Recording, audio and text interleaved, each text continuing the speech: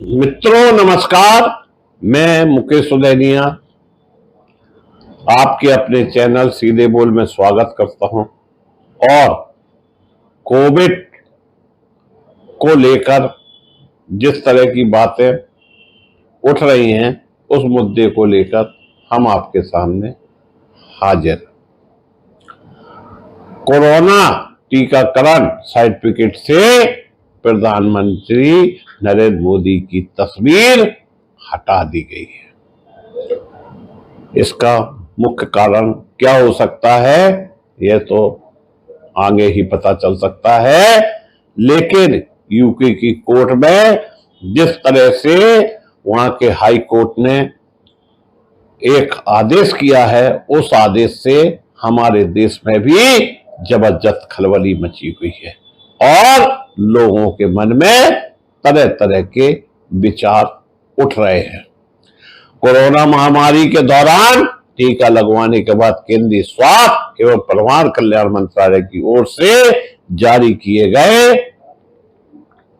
प्रमाण पत्र में नीचे प्रधानमंत्री नरेंद्र मोदी की तस्वीर थी और इस फोटो का कैप्शन था, एक साथ मिलकर भारत कोविड-19 को हराएगा। अब इस सर्टिफिकेट पर कैप्शन में प्रधानमंत्री नरेंद्र मोदी की फोटो नजर नहीं आ रही है। इसी बीच संदीप मधुधाने नाम के एक एक्स यूजर ने अपने कोरोना वैक्सीन सर्टिफिकेट में फोटो शेयर की है। उसने इसमें कहा है कि सर्टिफिकेट में से प्रधानमंत्री नरेंद्र मोदी की तस्वीर हटा दी गई है। यूजर ने कहा कि मोदी जी अब कोविड वैक्सीन सर्टिफिकेट पर नजर नहीं आ रहे हैं।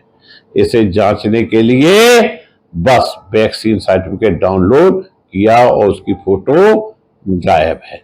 ऐसे में कोरोना सर्टिफिकेट से प्रधानमंत्री नरेंद्र मोदी की तस्वीर क्यों हटाई गई, यह एक बड़ा सवाल है। ऐसा सवाल है अब जो उठाया जा रहा है और स्वास्थ्य और परिवार कल्याण मंत्रालय के मुताबिक अधिकारियों ने कहा कि लोकसभा चुनाव के लिए आदर्श आचार संहिता लागू होने के कारण टीकाकरण प्रमाण पत्र से प्रधानमंत्री नरेंद्र मोदी की तस्वीर हटा दी गई है। इस बीच लोकसभा चुनाव के लिए 2 चरणों के मतदान हो चुके हैं। फिलहाल आदर्श आचार संहिता लागू है।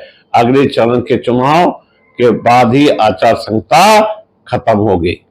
वहीं 2 दिन पहले ऑक्सफोर्ड एस्ट्राजेनेका की कोरोना वैक्सीन को लेकर एक चौंकाने वाली खबर सामने आई थी। इस वैक्सीन के निर्माता कंपनी ने यूनाइटेड किंगडम के हाई कोर्ट में कुछ दस्तावेज दाखिल कर दावा किया है कि उनकी कोविड-19 वैक्सीन जैसी से दुर्लभ बीमारी के कारण बन सकती है।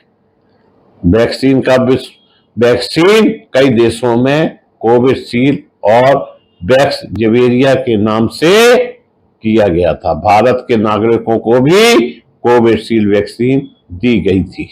इसलिए भारत में कोरोना टीकाकरण लेकर सियासी माहौल गर्म बना हुआ है। आज लगभग प्रत्येक व्यक्ति की जबान पर यह सवाल उठ रहे हैं कि कोरोना के कार्यकाल में जिसने भी वैक्सीन को लेकर अगर अपनी आवाज उठाई थी तो उसका माहौल बना, उसको